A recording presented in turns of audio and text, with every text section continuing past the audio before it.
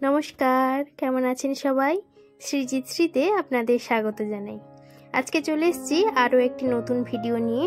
আজকে বানাবো পুর ভরা উচ্ছে।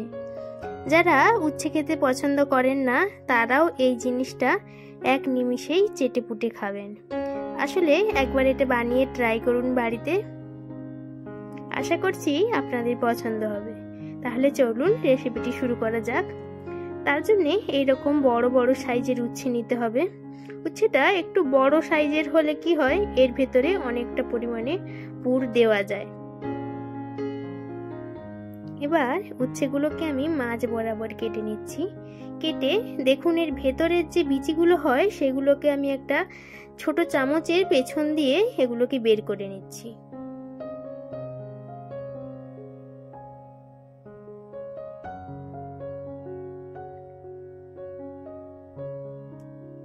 এইভাবে করে সবগুলো উচ্ছকে কেটে তার ভেতর থেকে বীজগুলোকে আলাদা করে দেব।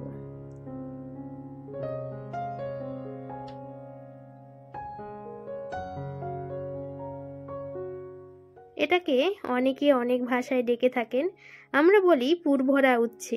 এটা আসলে বিহারের একটা রেসিপি, ওনারা এটাকে বলে থাকেন করলা মশলা ফ্রাই। তো নাম যাই হোক না কেন, একবার বানিয়ে ট্রাই করুন, আপনাদের ভালো লাগবে। এবার সবগুলো উচ্ছে আমাদের সব বীজে ফেলে দেওয়া হয়ে গেছে।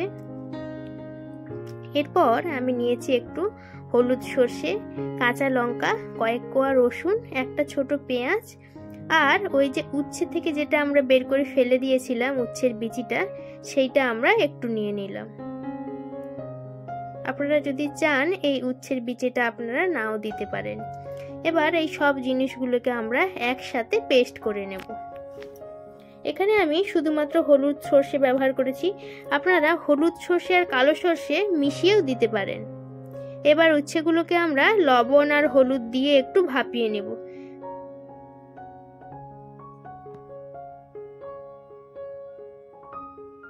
দশ মিনিট মতো একটু সেদ্ধ করে নিলেই এটা হয়ে যাবে।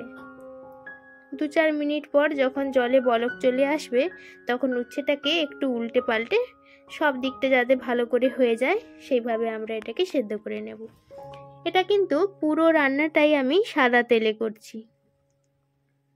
এবার কড়ার মধ্যে একটু তেল দিয়ে দিলাম, দিয়ে একটু লবণ দিয়ে দেব, না হলে এই মশলাটা যখন আমরা দেব তখন ছিটকে আসবে। এবার সেই সমস্ত যে মশলাগুলো আমরা বেটে রেখেছিলাম একসাথে, সেই বাটা মশলাটা দিয়ে দিলাম। এই রান্নাটা একটু ঝালঝালি হবে, কিন্তু আমি এখানে কোনো লঙ্কার গুঁড়ো ব্যবহার করছি না। আপনারা আপনাদের ঝাল অনুযায়ী কাঁচা লঙ্কাই ব্যবহার করবেন। মশলাটা একটু ধিমি আঁচে ভালো করে কষাতে থাকুক। তার মধ্যেই আমি একটুখানি হলুদ গুঁড়ো দিয়ে দিলাম। আর এই যে ছোট ছোট লঙ্কাগুলো দেখতে পাচ্ছেন, এই লঙ্কাগুলোর কিন্তু খুব ঝাল। এখানে অল্প কিছু লঙ্কা আমি দিয়ে দিলাম। এই পুরটার সাথে আপনারা পরে ডলে খেতে পারবেন।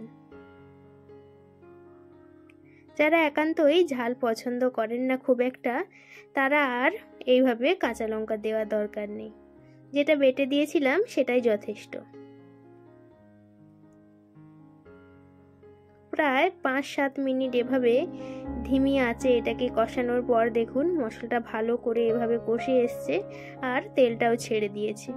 এটা কিন্তু কোনো পরিমাণে জল দেওয়ার দরকার নেই। মশলা বাটাতে যে পরিমাণে জল ছিল সেটাতেই মশলাটা কষানো হয়ে গিয়ে তেলটা দেখুন সুন্দর করে ছেড়ে দিয়েছে। এর মানে আমার মশলাটা ভালো করে ভাজা হয়ে গেছে।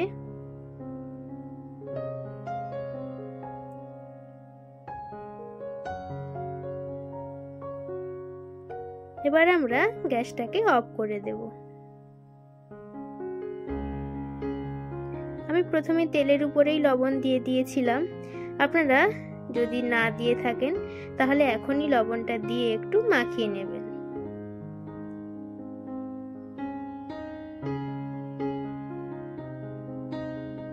দেখুন একটু মশলা তুলে দেখাচ্ছি, মশলাটা ভালোভাবে ভাজা হয়ে গেছে।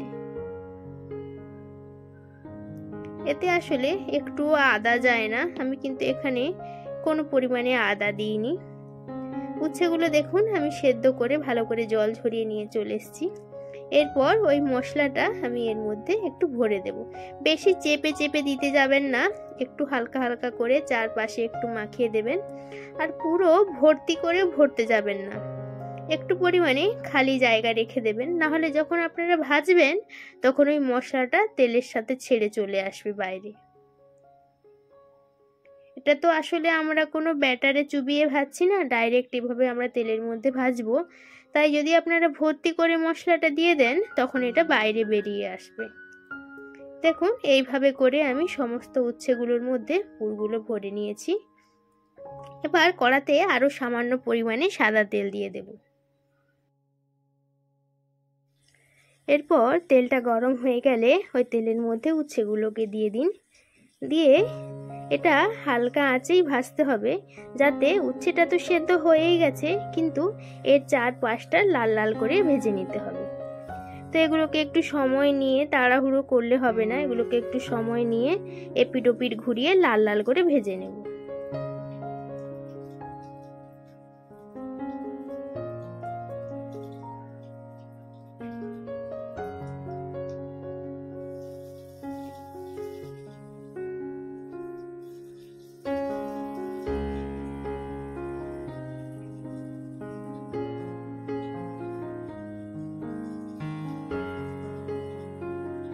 এটা ভাজতে কিন্তু বেশি পরিমাণে যে তেল লাগে তা একেবারেই নয়, খুব সামান্য তেলে এটা ভাজা হয়ে যায়।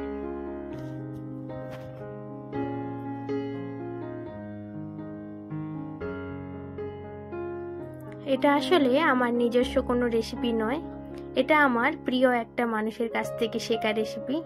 তার কাছে আমার প্রায়ই আবদার থাকে এই রেসিপিটা বানিয়ে খাওয়ানোর।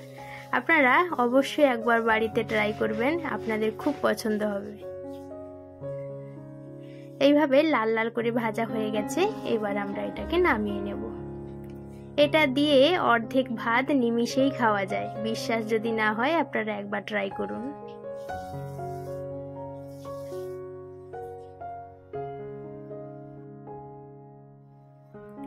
এই ছিল আজকে আমার এই আয়োজন। ভিডিওটি ভালো লাগলে একটা লাইক দেবেন। আমার এই ভিডিওটি দেখার জন্য আপনাদের ধন্যবাদ জানাই।